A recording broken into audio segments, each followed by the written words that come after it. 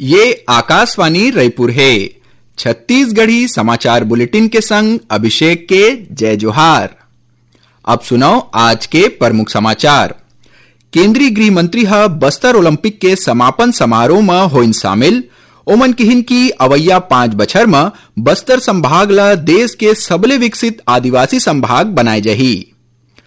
किसनहा मन ला धान बेचे बर टोकन लेहे के व्यवस्था तुहर टोकन ऐप ले अब 24 घंटा रही उपलब्ध। और छत्तीसगढ़ विधानसभा के शीतकालीन सत्र काली ले होही शुरू। अब समाचार विस्तार ले। केंद्रीय गृह मंत्री अमित शाह आज छत्तीसगढ़ के जगदलपुर में बस्तर ओलंपिक के समापन समारोह ला संबोधित करत हुए कहिन है कि अवैया 5 बछर में जब बस्तर ओलंपिक होही तब छत्तीसगढ़ के बस्तर संभाग के संगे संग पूरा देश नक्सल मुक्त हो चुके होही। ओमन किहिन की सरकार ये संकल्प घलो ली से कि अवैया 5 बछर में बस्तर संभाग ला देश के सबले विकसित आदिवासी संभाग बनाए जही। एकर सबो 7 जिला में रहिया लोगन ला घर, बिजली, पानी, शिक्षा और स्वास्थ्य जैसन जरूरी सुविधा उपलब्ध कराए जही।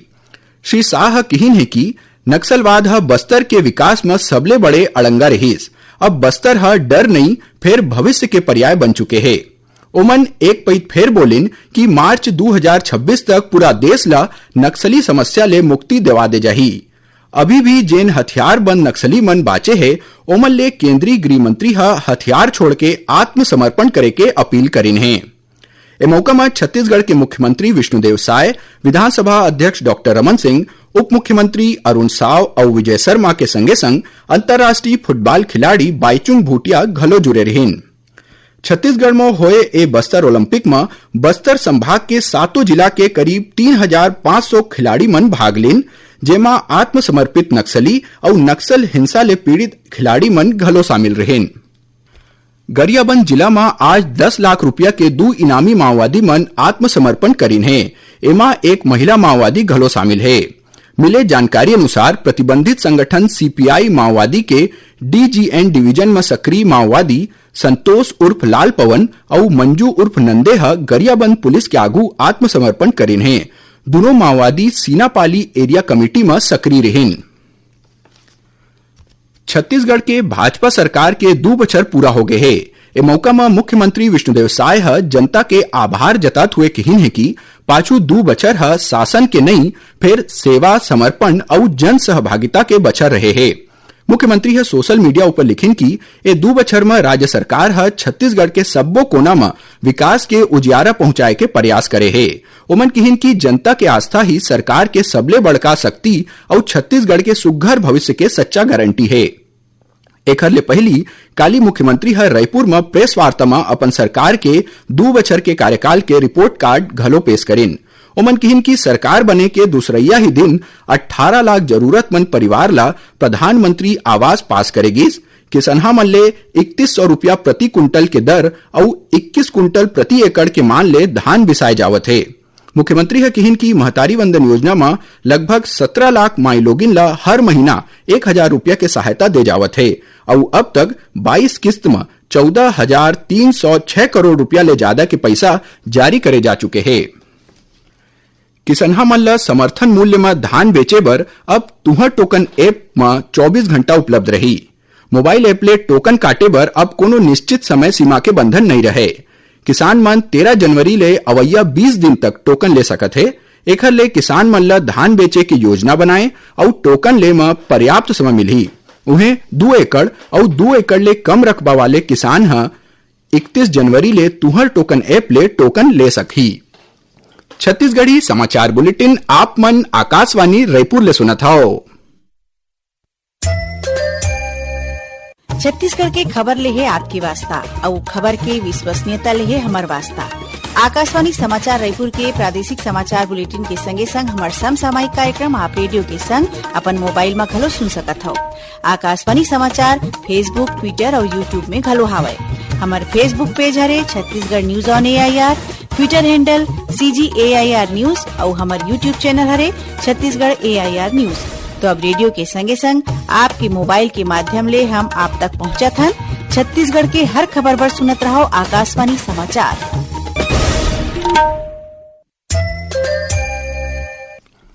अब आगू बढ़बो बाचे समाचार कोती। छत्तीसगढ़ विधानसभा के शीतकालीन सत्र काली 14 दिसंबर इतवार ले शुरू होही। एदारी ये सत्र विधानसभा के नवा भवन में आयोजित करे जाही। नवा रायपुर में बने नवा विधानसभा भवन में होइया ये पहली सत्र होही। एकर पहली दिन राज्य सरकार के दीर्घकालीन विकास रणनीति यानी छत्तीसगढ़ विजन 2047 ऊपर गोट बात होही। 17 दिसंबर तक चलैया ये सत्र के दौरान 4 बैठका होही।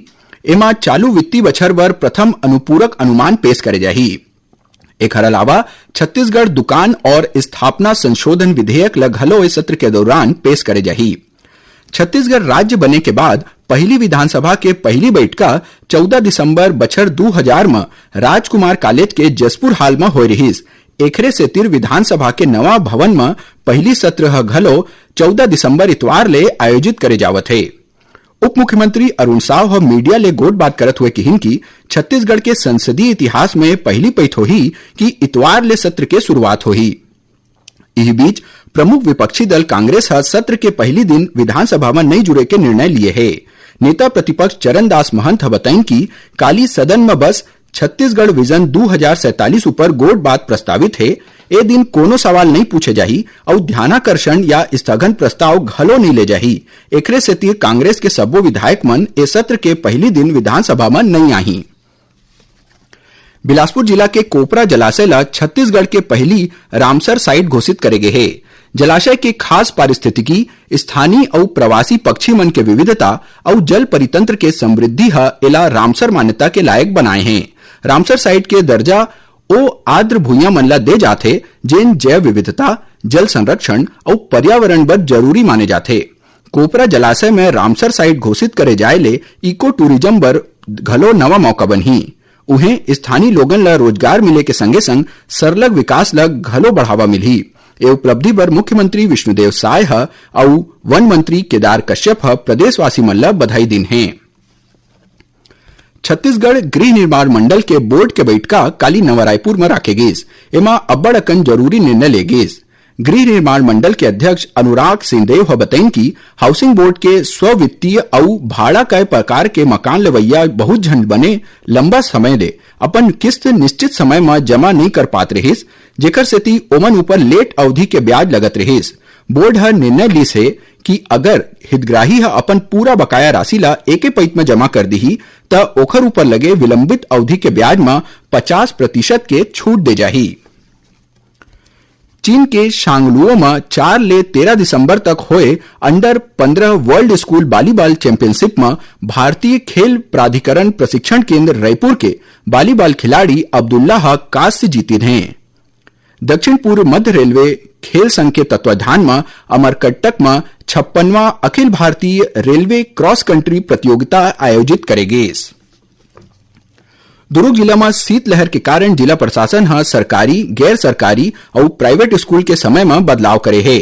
जारी आदेश के अनुसार 2 पाली में लगैया स्कूल मन में प्राथमिक और पूर्व माध्यमिक स्कूल में सोमवार ले शुक्रवार तक बिहनिया 8 बजे ले पौने 12 बजे तक और शनिचर के मझनिया 12:15 बजे ले संझा 4:15 बजे तक कक्षा लगी। उन्हें हाई और हायर सेकेंडरी स्कूल में सोमवार ले शुक्रवार तक मझनिया 12 बजे ले संझा पौने 5 बजे तक और शनिचर के बेहनिया 8 बजे ले मझनिया 12 बजे तक कक्षा लगी। और आखिर में प्रमुख समाचार एक घाव फेर। केंद्रीय गृह मंत्री बस्तर ओलंपिक के समापन समारोह में होइन शामिल। ओमन कहिन की अवैया 5 बछर में बस्तर संभाग ला देश के सबले विकसित आदिवासी संभाग बनाए जही। किसनहा मन ला धान बेचे बर टोकन लेहे के व्यवस्था तुहर टोकन ऐप ले अब 24 घंटा रही उपलब्ध। और छत्तीसगढ़ विधानसभा के शीतकालीन सत्र काली ले होही शुरू। एकरे संग छत्तीसगढ़ी समाचार बुलेटिन इहे सिरावत है। जय जोहार।